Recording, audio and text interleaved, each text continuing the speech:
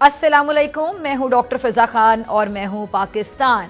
कभी अमरीकी ऐवान सदर की दहलीज पे बिछे सुर्ख कालीन पर अकड़ते नरेंद्र मोदी आज बैनुल-अक़वामी तन्हाई के घटाटोप अंधेरों में रास्ता ढूंढते फिरते हैं। माय फ्रेंड ट्रम्प कहकर दुनिया के ताकतवर तरीन मुल्क को राम करने का ख्वाब देखने वाले नरेंद्र मोदी अब टैरिफ की छुरी तले आ चुके हैं, जहां अमरीका उन पर दरामदी पाबंदियां मुसल्लत कर रहा है और पाकिस्तान से शिकस्त के जख्मों को बार बार खुरच कर दुनिया को दिखा रहा है। जो ताल्लुकात हाउडी मोदी और नमस्ते ट्रम्प जैसे पुरजोश नारों के साए में परवान चढ़ रहे थे, आज वही ताल्लुकात टैरिफ वॉर, सिफारती सर्दमहरी और इसके साथ साथ इक्तिसादी पाबंदियों की जद में आ चुके हैं।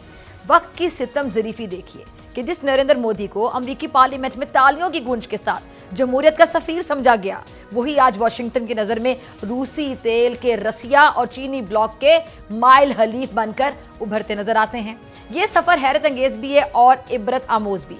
एक तरफ तिजारती मफादात और दूसरी तरफ जुग्राफिया सियासत का तल्ख ताकुब, और इन दोनों के बीच झूलती मोदी सरकार की खारिजा पॉलिसी, जिसने ना मशरिक को राजी रखा और ना ही मगरिब को मुतमईन किया। और नरेंद्र मोदी को अमेरिका की जानिब से दिया जाने वाला जो प्रोटोकॉल है, वो हकीकत में महज जाहिरी तासुर ना था, बल्कि उसके पीछे दो बड़े जियो स्ट्रैटेजिक अज़ाइम कार फरमा थे। पहला क्या? यूक्रेन पर रूसी हमले के खिलाफ भारत से खुलेआम मुखालफत की तवक्को, और दूसरा चीन के खिलाफ एक मजबूत एशियाई ब्लॉक में भारत की शमूलियत। लेकिन भारत ने रूसी तेल की दरामद पर अमरीकी दबाव के आगे सर तस्लीम खम ना किया, और नतीजा क्या निकला? अमरीकी क़यादत की बरहमी, तिजारती मैदान में ऐसी टैरिफ बमबारी कि जिसने दिल्ली के ऐवान इक़्तिदार को हिलाकर रख दिया। और डोनाल्ड ट्रंप की सदारत का दूसरा दौर उस खुशकुन तस्वुर से यकसर मुख्तलिफ साबित हुआ, जिसमें नरेंद्र मोदी खुद को अमेरिका का सबसे करीबी या अजीज साथी समझने लगे थे। ट्रंप ने भारतीय मसनूआत पे 50% तक टैरिफ आयद कर दिया, और इस तिजारती हमले के बाद भारतीय थिंक टैंक्स खुद तस्लीम कर रहे हैं कि अमेरिका को इंडिया की बरामदात में 40 से 50% तक कमी का सामना हो सकता है। और मौशी माहिरीन ये कहते हैं कि अमेरिका इंडिया के साथ अपने पुराने ताल्लुकात की कुर्बानी इस उम्मीद पर दे रहा है कि वो रूस को आलमी तन्हाई में धकेल देगा। अच्छा, हालात की नज़ाकत का अंदाज़ा इस अमर से लगा लीजिए कि नरेंद्र मोदी 7 बरस बाद चीन का दौरा करने पे मजबूर हो चुके हैं, और एससीओ सरबराही इजलास, आपको पता, इसमें शिरकत गोया एक चीनी मसालती झुकाव की अलामत बन गई। और 2020 की जो सरहदी झड़पें आपको याद होगा, उसके बाद दोनों ममालिक के दरमियान जो सख्त कशीदगी रही। लेकिन अब जब अमेरिका की जानिब से इक्तिसादी मुहासरा हो चुका है, तो नरेंद्र मोदी की जो हुकूमत है वो एक बार फिर से बीजिंग की दहलीज पर दस्तक देने जा रही है। लेकिन यह सवाल ये पैदा होता है कि क्या चीन मोदी पे फिर से एतमाद कर पाएगा? वही चीन जिसके साथ भारत की हिमालयाई जो सरहद है उस पर बाकायदा तसादम हो चुका है, जिसने लद्दाख में भारतीय फौज को मात दी, और अब भारत उसी चीन की गोद में बैठना चाहता है। यह है मोदी सरकार की सिफारती बेशर्मी, बल्कि बेशर्मी की इंतहा।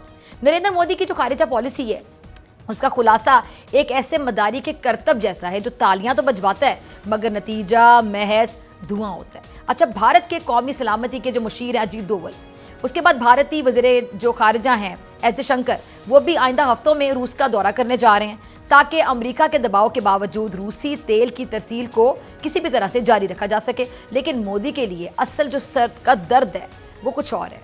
पाकिस्तान की बदलती हुई जो अभी एक हैसियत है, फील्ड मार्शल के दौरा अमेरिका, ट्रंप के शानदार इस्तकबाल ने भारत के दावों को मुंह के बल गिरा दिया, और माजी में पाकिस्तान को दहशतगर्दी का गढ़ कहने वाले अमेरिकी सदर आज उसकी सलामती पॉलिसी को सराह रहे हैं। और जब ट्रंप खुलेआम इस बात का एतराफ़ करते हैं कि भारत ने जंग हारी और मदद के लिए हमसे रुजू किया, तो फिर दिल्ली के सिफारती ऐवानों में लर्जा तारी हो जाता है। और इंडियन पार्लियामेंट में ऑपरेशन सिंदूर पर ऑपोजिशन के सवालात और वज़ीर आज़म नरेंद्र मोदी के मुबहिम जवाबात इस कशीदगी का बाकायदा अक्स हैं।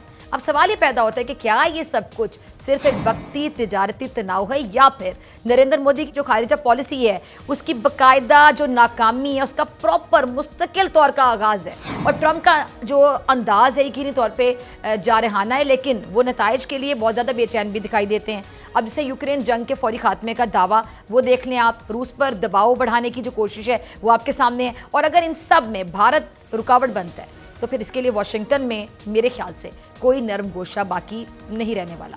अब जबकि अमेरिका और भारत के दरमियान एतमाद की फ़ज़ा बाकायदा आलूदा हो चुकी है, पाकिस्तान के साथ जो अमेरिका की कुर्बत है वो बढ़ती हुई दिखाई दे रही है, तो नरेंद्र मोदी के लिए आलमी बसात पर अपनी जगह को महफूज रखना बहुत बड़ा चैलेंज होगा। ये बिल्कुल अब आसान नहीं होगा, बहुत मुश्किल होगा। जिसने दुनिया को अपनी जमहूरियत और मजबूत इकोनॉमी, मईशत का बाकायदा फरेब दिया, वो आज ना अमेरिका का है, ना रूस का है और ना ही चीन का है। और सबसे बढ़कर ये कि पाकिस्तान, जिसे नरेंद्र मोदी ने आलमी सतह पर तनहा करने का दावा किया था, पूरी साजिश की थी, कोशिश की थी, आज अमेरिका के साथ नई शराकतदारी के लिए तैयार है और भारत एक बार फिर से हाथ मलता रह गया है। इस बारे में बात करने के लिए मेरे साथ मौजूद मेहमान मौजूद होंगे। जावेद हुसैन साहब, साबिक सफीर, किसी तारुफ के मोहताज नहीं। आपसे मुलाकात होगी ब्रेक के बाद। वेलकम बैक नाजरीन। बात करने के लिए मेरे साथ मौजूद हैं जावेद हुसैन साहब, साबिक सफीर है, किसी तारुफ के मोहताज नहीं। बहुत शुक्रिया जावेद हुसैन साहब ज्वाइन करने के लिए, अपना कीमती वक्त निकालने के लिए। सर, ब्लूमबर्ग रिपोर्ट ये करता है कि जी मोदी ने 17 जून को अमेरिकन प्रेसिडेंट ट्रंप साहब की जो खाने की दावत है उसको कबूल करने से बाकायदा इनकार कर दिया। और क्या वजह थी? मोदी को खदशा था कि डोनाल्ड ट्रंप साहब फील्ड मार्शल से उनकी मुलाकात करवा देंगे और फिर यही टर्निंग पॉइंट बन गया। मेरा ख्याल में काफ़ी सारे फैक्टर्स हैं जिन्होंने अमेरिका और इंडिया के दरमियान जो मौजूदा टेंशन हैं उनको क्रिएट करने में एक रोल प्ले किया है। सबसे ज़्यादा जो इम्पोर्टेंट फैक्टर है वो तो है तिजारत का, हिंदुस्तान और अमेरिका के दरमियान। प्रेसिडेंट ट्रंप का ये ख्याल है और उनकी टीम का कि हिंदुस्तान ने अमेरिका के साथ तिजारत करने में बड़ा नाजायज़ फ़ायदा उठाया है। तो ऑन द वन हैंड उन्होंने इंडियन जो मार्केट है उसको tariff and non tariff barrier से बंद रखा है या बहुत रिस्ट्रिक्टिव पॉलिसी इख्तियार की है, जबकि अमेरिका की जो फ्री मार्केट कंडीशंस थी उसका उसने भरपूर फ़ायदा उठाया, जिसकी वजह से वो एक बहुत बड़ा current account deficit, sorry trade deficit है between India and America, and that is in against और इन फेवर ऑफ इंडिया और अगेंस्ट US। एक तो बहुत बड़ी ये फैक्टर है जिसके आपको देखा है कि पिछले 1.5-2 महीने से ट्रंप साहब की बहुत तवज्जो है कि अमेरिका के करंट अकाउंट जो सॉरी ट्रेड डेफिसिट है उसको कम किया जाए। तो एक तो ये एक नंबर 1 चीज़ है। सही। दूसरी चीज़ जिसकी तरफ मेरा ख्याल में हमें तवज्जो करनी चाहिए वो ये है कि जब इंडिया के दरमियान सीज फायर हुई तो आपने देखा है कि ट्रंप साहब ने काहे बगाए बल्कि अपना क्रेडिट लिया कि हम कि अमेरिका, खास तौर उन्होंने कहा कि मैंने ज़्यादा प्ले किया है कि हिंदुस्तान और पाकिस्तान के दरमियान सीज फायर करवाई। और जबकि इंडियन गवर्नमेंट है उनका ये एक स्टैंड था, ये पॉइंट ऑफ व्यू था कि नहीं जी इसमें तो हम नहीं, हमें रिक्वेस्ट की गई सीज फायर के लिए और हमने मान ली। तो वो एक दूसरा पॉइंट ऑफ क्लैश था। तीसरा जो है वो एक चीज़ अब उभर के आ रही है, वही है कि जो डिफेंस इक्विपमेंट है वो अब पिछले हिस्टोरिकली पिछले 50-60 साल से जो इंडिया है वो डिफेंस इक्विपमेंट रशिया से खरीदता रहा है। तो वो अब मौजूदा हालात में जो टेंशन्स क्रिएट हुई हैं, इनसे पहले इंडिया की एक पॉलिसी उभर के आ रही थी कि वो अपना रुख ज़रा थोड़ा सा बदलेगा और अमेरिका से भी इक्विपमेंट ख़रीदा जाएगा। और जो लेटेस्ट खबरें आई हैं कि इंडियन डिफेंस मिनिस्टर राजनाथ साहब जिन्होंने जाना था अमेरिका कोई नए एग्रीमेंट्स वगैरह साइन करने के लिए, तो उन्होंने उसको भी फ़िलहाल कम अज़ कम वो मुलतवी कर दिया, अगर कैंसिल नहीं कर दिया। और चौथी वो चीज़ है जिसकी तरफ आपने तवज्जो दिलाई है कि जब वो कनाडा से मोदी साहब इंडिया वापस जा रहे थे तो उन्होंने ट्रंप साहब ने उनको दावत दी कि वो वाइट हाउस, वो उन्होंने उस डर से कि कहीं वो इस दौरान में आसिम मुनीर साहब से, फील्ड मार्शल आसिम मुनीर साहब से वाइट हाउस में मुलाकात न करा दें, उन्होंने इस एप्रीहेंशन की वजह से वो दावतनामा कबूल नहीं किया, चले गए। और वो भी घबरा के डर गए, एक इरिटेशन का सबब बना। जहाँ वो यानी ट्रंप साहब के और मोदी साहब के दरमियान गया और इसी तरह इंडिया और अमेरिका के दरमियान। तो ये 4-5 फैक्टर्स हैं जिनकी वजह से आजकल अमेरिका और इंडिया के दरमियान एक तरक्की की सूरत हाल है। लेकिन हमें अगर हमने इसको बगौर और ठंडे दिल से इसका मुआयना करना है या असेस करना है तो हमें ये भी देखना होगा कि ये चीज़ें बाज़ का मान हो सकती ये आर्जी साबित हों। ठीक है। ये जो एक बहुत बड़ा जो अमेरिका की पॉलिसी को डिटरमिन किया कि किस तरह से चाइना को कंट्रोल किया जाए, ठीक है, उसके लिए उनकी कई सालों से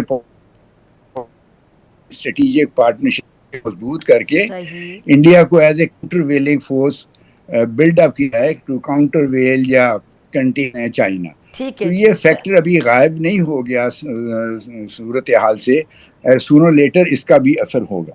ठीक है। अच्छा, लेकिन सर आप ये देखें ना कि माय फ्रेंड ट्रम्प यहाँ से ले शुरू करें और टैरिफ वॉर तक का जो सफ़र है, बड़ा ज़िल्लत का सामना करना पड़ा है नरेंद्र मोदी को, मोदी सरकार को। यानी कि अगर मैं खारिजा पॉलिसी की बात करूँ, फॉरेन पॉलिसी की बात करूँ, क्योंकि पहले बड़ा खित्ते का चौधरी बनने का इनका ख्वाब था।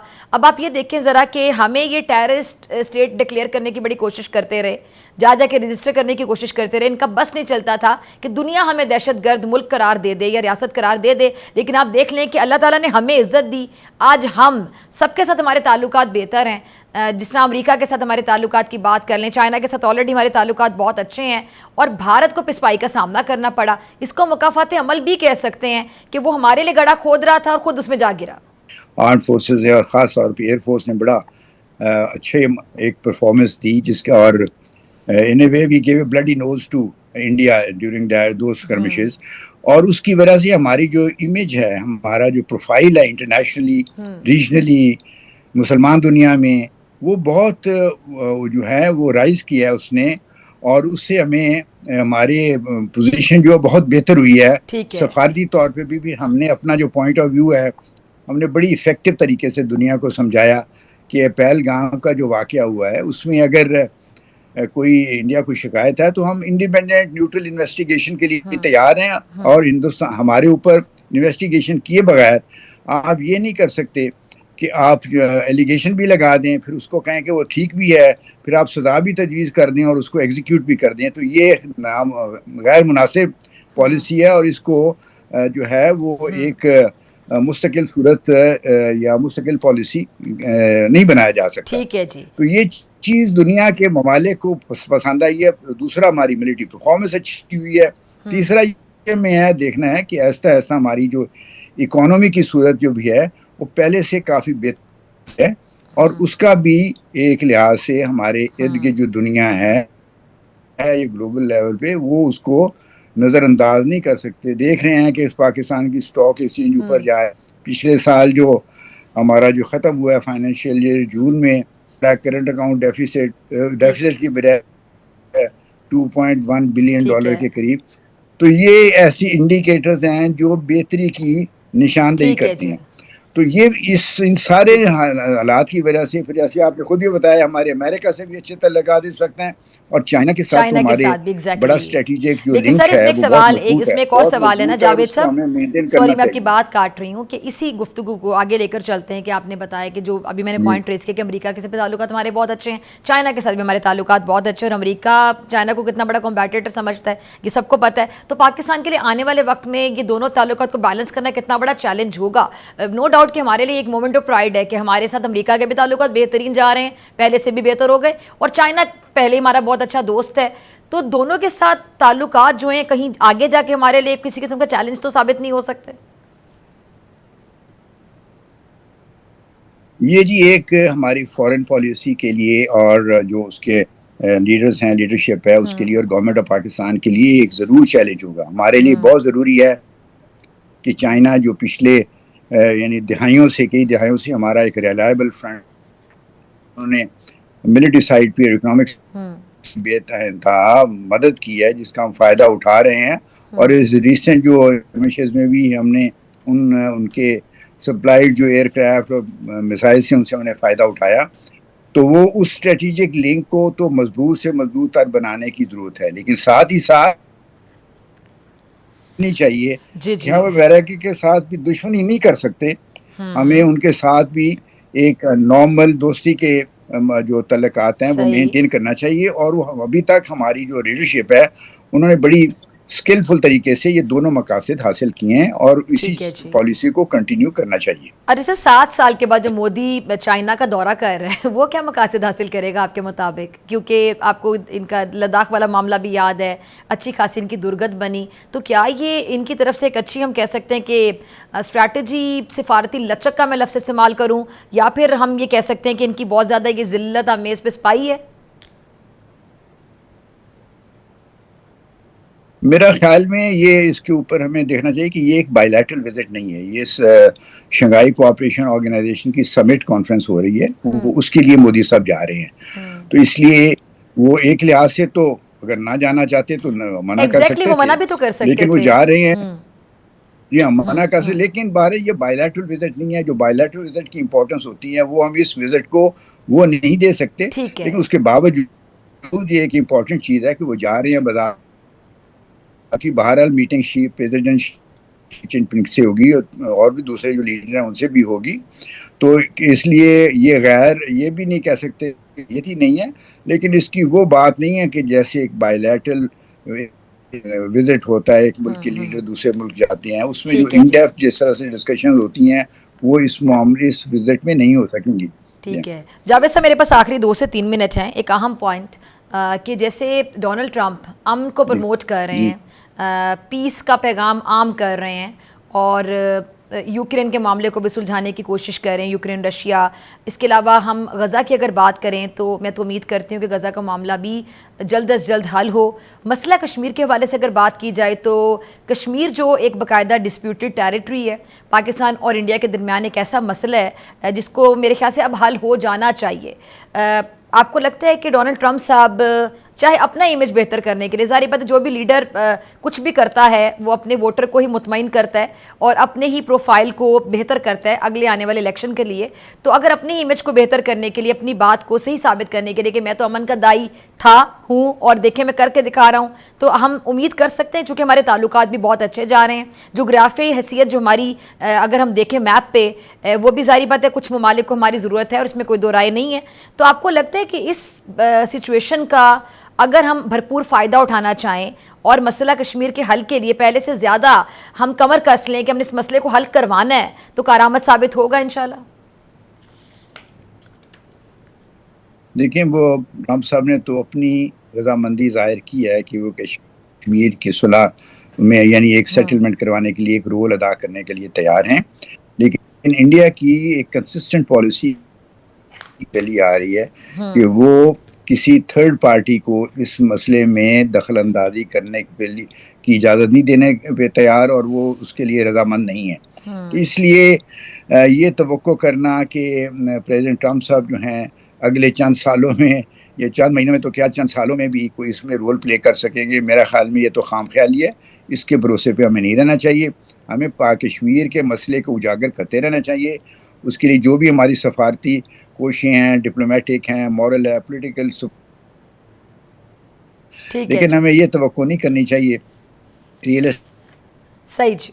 ठीक है, इस मसले को ठीक है जावेद साहब, बहुत शुक्रिया, हमारी हल करवा सकते। जावेद बहुत शुक्रिया आपकी कीमती वक्त के लिए। नाज़रीन, आपसे मुलाकात होगी शॉर्ट ब्रेक के बाद। वेलकम बैक नाज़रीन, मेरे साथ मौजूद हैं जी एजाजुल हक साहब। एजाज साहब बहुत शुक्रिया ज्वाइन करने के लिए। एजाज साहब किसी तारुफ के मोहताज नहीं। सर, सबसे पहले मैं जानना चाहूँगी कि हम नून लीग की हुकूमत की जब बात करते हैं तो आईनी ओहदे पीपल्स पार्टी ने अपने पास रखे। पीपल्स पार्टी की वजह से ही नून लीग भी हुकूमत में, बात सब जानते हैं। और हम आए दिन देखते हैं कि जी अभी भी जब बिलावल साहब की वज़ीर-ए-आज़म से मुलाकात हुई तो बार बार पावर शेयरिंग की बात की जाती है कि जी वफाकी काबीना में आप लोग भी जिम्मेदारियाँ लें, वजारतें लें, लेकिन वो वजारतें लेने से कासिर इनकार कर देते हैं। आईनी ओहदे उनके पास हैं, लेकिन सर आपको क्या वजह समझ आती है कि नून लीग की परफॉर्मेंस अगर बहुत अच्छी जा रही है जाज साहब, तो बारहा पीपल्स पार्टी को शेयरिंग की ऑफर क्यों दी जाती है? क्योंकि अगर तो परफॉर्मेंस अच्छी है तो नून लीग आइंदा आने वाले इंतखाबात में पूरा क्रेडिट खुद ले जाएगी, वोट बैंक उनका स्ट्रांग हो जाएगा। लेकिन वो क्यों चाहते हैं कि अब इस मोड पर आकर पीपल्स पार्टी उनके साथ वजारतों के बोझ को उठाए? बिस्मिल्लाहिर्रहमानिर्रहीम। देखें, सबसे पहली बात तो ये है कि पीपल्स पार्टी जो है ना वो कोलिशन का हिस्सा है और कोलिशन का हिस्सा होने के साथ साथ उन्होंने तमाम, आपने खुद ही कह दिया, आईनी ओहदे जो थे, सदर का ओहदा हो गया, चेयरमैन सेनेट का ओहदा हो गया, डिप्टी स्पीकर का ओहदा हो गया, गवर्नर उन्होंने 2 ले लिए जहां उनकी वोट बैंक ही कोई नहीं है। यानी पंजाब जैसे सूबे में अपना गवर्नर ले लिया, KPK जैसे सूबे में जहां उनका मतलब कि कहीं नामो निशान भी नजर नहीं आता, वहां पर उनके गवर्नर लगा दी गए। और अगर गवर्नर राज लगेगा तो पीपल्स पार्टी की हुकूमत आ जाएगी वहां पे। ठीक है, तो उसके साथ साथ यानी कि मीठा मीठा आप कड़वा कड़वा वाली बात है जी जी, कि उन्होंने पूरा हिस्सा भी लिया हुआ है।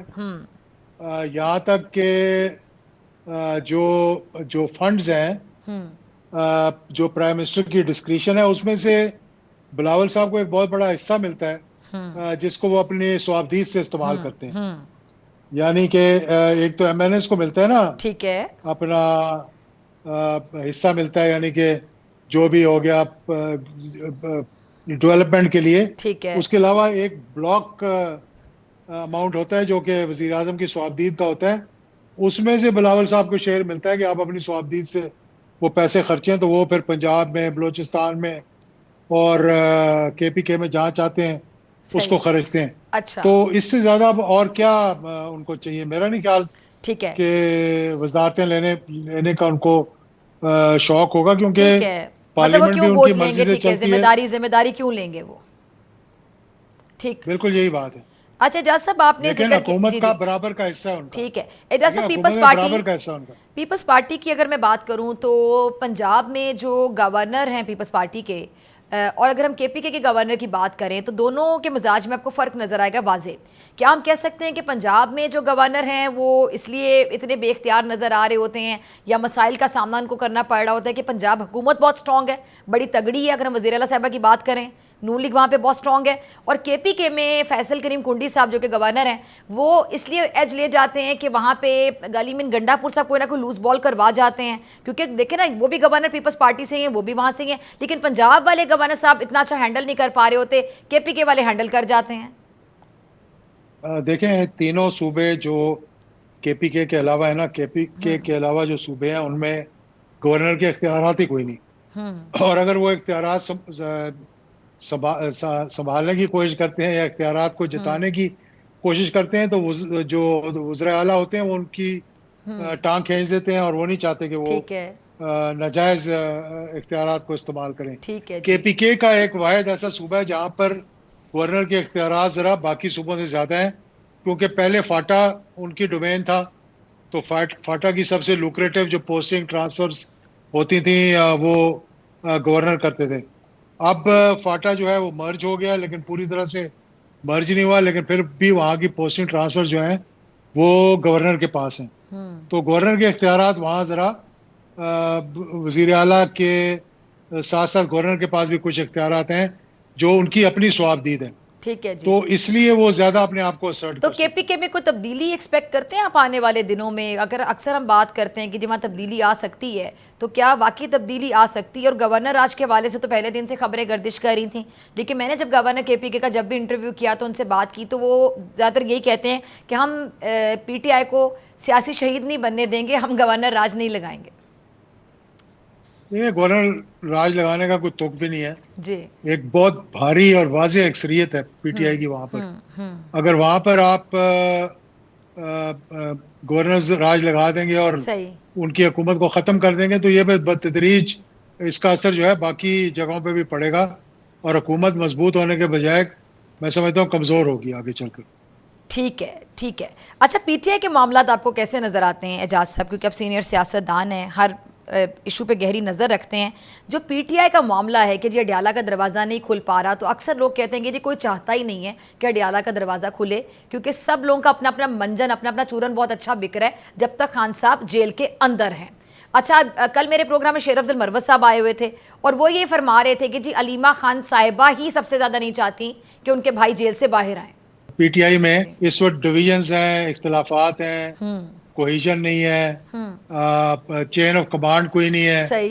हर कोई अपने अपना मोर्चा संभाल कर बैठा हुआ है, और किसी का इख्तियार कहीं भी चल नहीं रहा। खान साहब तक पूरी बातें नहीं पहुंच रही।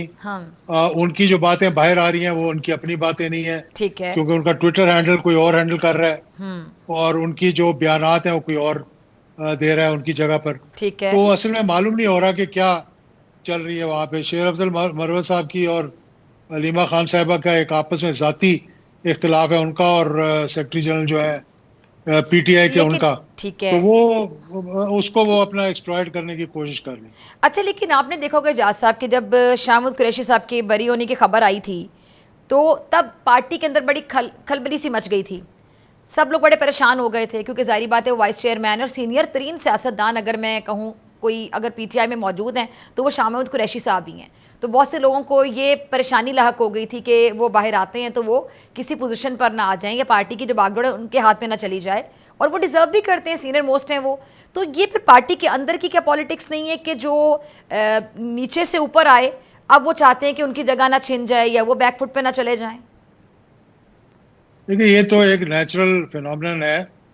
पीटीआई को इस वक्त चाहिए एक मजबूत शख्सियत। एग्जैक्टली जैसे कि जब पीएमएलएन के मियां नवाज शरीफ साहब अंदर थे तो इख्तियारात बेगम कुलसूम के को दे दिए गए थे, जिन्होंने एजिटेशन की उस वक्त की हुकूमत के खिलाफ, और बड़ी कामयाब हुई उनकी एजिटेशन। हालांकि बहुत मुख्तसर लेवल पे थी वो। पीटीआई के अंदर तो बहुत बड़े बड़े एहतजाज हुए, लेकिन अब वो बिल्कुल ही एहतजाज जो है वो खात्मे की तरफ चले गए, और 5 तारीख को जो उनका एहतजाज था वो बिल्कुल ही, मैं समझता हूँ कि ना होने के बराबर था। वो चाहे जो मर्जी कहते रहे, लेकिन हकायक ये हैं। तो एजाज साहब 14 अगस्त को फिर वो क्या करेंगे? वो 14 अगस्त के एहतजाज से आपको उम्मीद है? कुछ भी नहीं होगा। 14 अगस्त का इंतखाब क्यों किया गया? इसको ऐलान भी नहीं करना चाहिए था। उनको चाहिए कि अपनी कॉल वापस ले लें। अगर मेरी तजवीज वो माने तो अपनी ये कॉल वापस ले लें, क्योंकि कौम का मूड इस दफा कुछ और है। मैंने कहा कि हर सियासी पार्टी जो है ना, वो हालात को और टाइमिंग को देखकर फैसले करती है। ये हैपैजेड फैसले नहीं करते। कि 14 अगस्त इस दफा बनाया जा रहा है मार्का हक से रिलेट करके कि जो फतह पाकिस्तान को नसीब हुई है, तो उसके अगर आप बरक्स एहतजाज उस दिन करेंगे तो कोई भी आपको तवज्जो नहीं देगा। सारा जो तवज्जो है वो या होगी इस्लामाबाद में या होगी सूबों के अंदर, जहाँ पर वो 14 अगस्त मनाई जा रही होगी। अच्छा एजाज साहब, आपको क्या लगता है कि जो अभी मुमकिना 27वीं तरमीम जिसके हवाले से बड़ी खबरें गर्दिश कर रही हैं, उससे किस तबके या अदारे को फ़ायदा पहुंचेगा? क्योंकि सुनने में आ रहा है कि जी 27वीं जो तरमीम होगी उसमें 18वीं तरमीम को भी छेड़ा जा सकता है, जो सूबों को इख्तियारात मिले। मुझे बताएं कि 18वीं तरमीम का क्रेडिट तो ज़्यादातर पीपल्स पार्टी लेती है, क्योंकि इसका सेहरा उन्हीं को जाता है। तो अगर उसको छेड़ा जाएगा तो क्या पीपल्स पार्टी फिर उसमें उसकी क्या पोजीशन लेगी? देखिए, 18वीं तरमीम पे बहुत से लोगों को रिजर्वेशंस हैं, ठीक, और बहुत से अदारों को भी रिजर्वेशंस होगी। और 18वीं तरमीम जो है ना, उसने सूबों को तो मजबूत करने की कोशिश की है, और उनको इख्तियारात भी ज़्यादा मिल गए हैं जिसकी उनके पास कैपेसिटी नहीं है, ना कैपेसिटी बिल्डिंग हुई है, और मरकज़ को यानी फेडरेशन को कमज़ोर किया गया है। और मेरे ख्याल में जो लोग इस पे एतराज़ कर रहे हैं वो ये कर रहे हैं कि मरकज़ को बहैसियत फेडरेशन मजबूत होना चाहिए थोड़ा सा, और ख़ास तौर पर जब इसके बाद इख्तियारात जब डिवॉल्व किया उन्होंने, इसके बाद जब भी कोई आता है डोनेट करने के लिए या जैसे एजुकेशन के लिए या हेल्थ के लिए या किसी और चीज के लिए, तो उनको सुबह का चक्कर लगाना पड़ता है। सही। पहले ये होता था कि मरकज में आके एक जगह किया और मरकज ने फिर उसको आगे डिवॉल्व किया। तो अब यहाँ मरकज की नौयत जो है वो खत्म होती जा रही है, इसलिए इस पे एतराज़ात उठ रहे हैं और इसको सही करने की जरूरत भी है।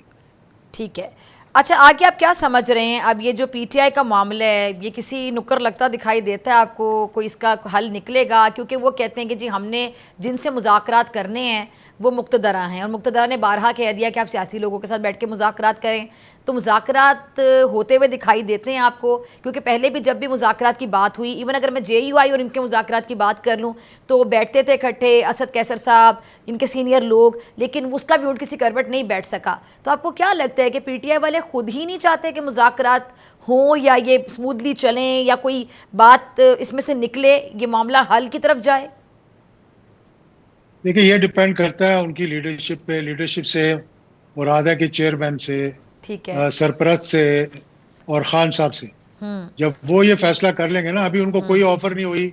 जो ये बातें की जा रही हैं कि जी उन्होंने कहा कि मैं डील नहीं करूंगा, कोई डील ऑफर ही नहीं हुई, तो डील करने की तो कोई वजह नहीं पैदा होती ना। जिस दिन वो सोचेंगे हाँ अब वक्त आ गया कि हमें निगोशिएटेड सेटलमेंट करनी है और उस पर कुछ ले और कुछ दे करना है, तो फिर रास्ते जो है वो खुद ब खुद निकल आएंगे। और आपको लगता है कि उनको डील ऑफर हो सकती है? मामला यहाँ तक ठीक हो सकते हैं फिलहाल?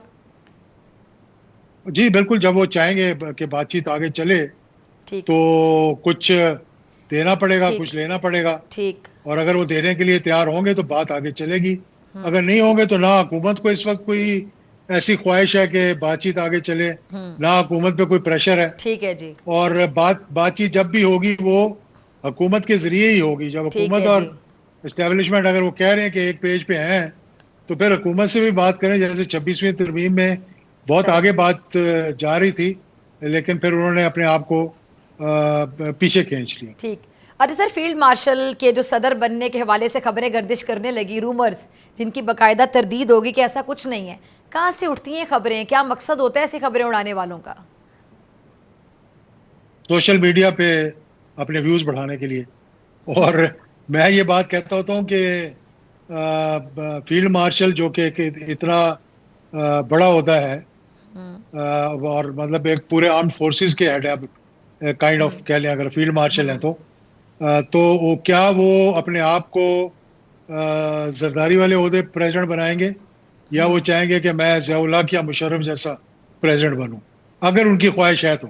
वैसे तो मेरा नहीं ख्याल कि उनकी ख्वाहिश होगी, क्योंकि इस वक्त मरकजियत जो है और जो फॉरेन पॉलिसी है और जो पाकिस्तान का वकार है, जो इज्जत मिल रही है, वो उनके गिर्द घूम रही है।